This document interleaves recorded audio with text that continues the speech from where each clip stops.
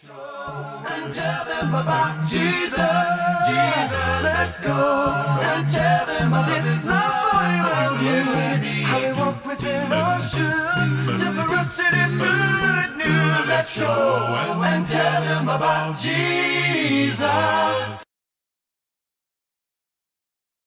All things considered, it was a pretty secular life I was living in high school. By the time I went to college, I just didn't really have much of a direction. I really didn't know what else to live for, except for what I guess the world told me that I should live for. So as a college freshman, I just kind of aimed to live a life that seemed like a good life for a 17-year-old girl. And I guess I became the type of person that comes along with living that kind of life. Outside, I think my life seemed like I achieved all worldly successes, but inside it was pretty empty. Early on that year, I joined the cheerleading squad really randomly, and there was this one girl in the squad, her name was Allie. She was this bright-eyed, good girl who, at one of our very first practices, told the whole squad that she'll have to miss a football game because she had already signed up for a retreat with Campus Crusades for Christ.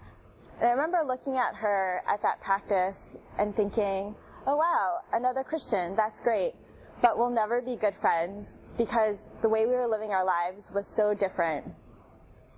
Well, the year went on and I kept living my life, and it came to a point during the spring where the emptiness I felt inside hurt really bad. And I guess it would be considered a low point for me. I remember lying in my bed one Friday afternoon thinking, God, what happened to my life? It's just so empty, even though on the outside it seemed like the best life a girl could have had. I knew I needed to change from that point, but I wasn't sure how, and I think that's when God started intervening. And one after another, He just brought people into my life to lead me to my salvation. One Thursday night, I was at home studying, and I felt really compelled to be somewhere. And I couldn't figure out why at first. But then I realized there was this Bible study I signed up for at the beginning of the year that I never went to, and I really, really felt that I needed to be there.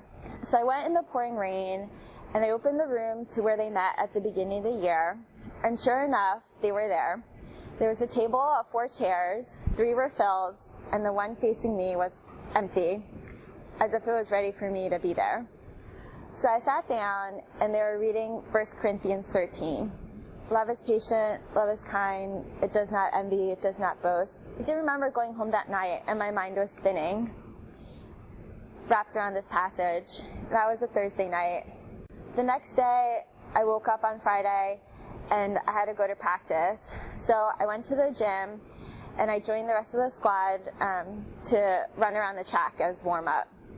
And instead of running next to the friends that I usually warm up with, I ran next to that girl, Allie, because I had all these questions on my mind. And I just started talking to her that day. So during practice, while we were running, I said, hey, Allie. And she's like, yeah. Her face was just beaming like it always is. And I said, do you know about the Bible? And she said, yes. And I think she just started to radiate even more. And so I started sharing. I started telling her, you know, I'm trying to change my ways, but I'm having a really hard time.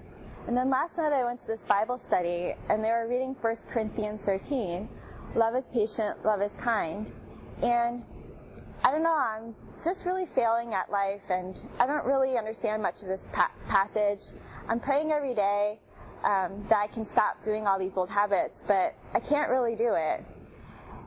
And she just paused as we were running, and she said, you know, why don't you, instead of praying to not do these things, why don't you pray that God changes your heart first, and maybe you won't want to do these things anymore.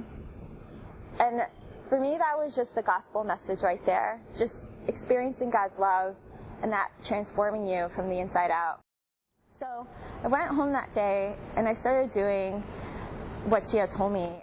So this was spring of my freshman year, and around March, March Madness was just starting to happen, and we started traveling for the women's basketball games. And I guess after my salvation experience, I had this angel sent to me, Allie, to just really walk with me during my early time as a newborn Christian.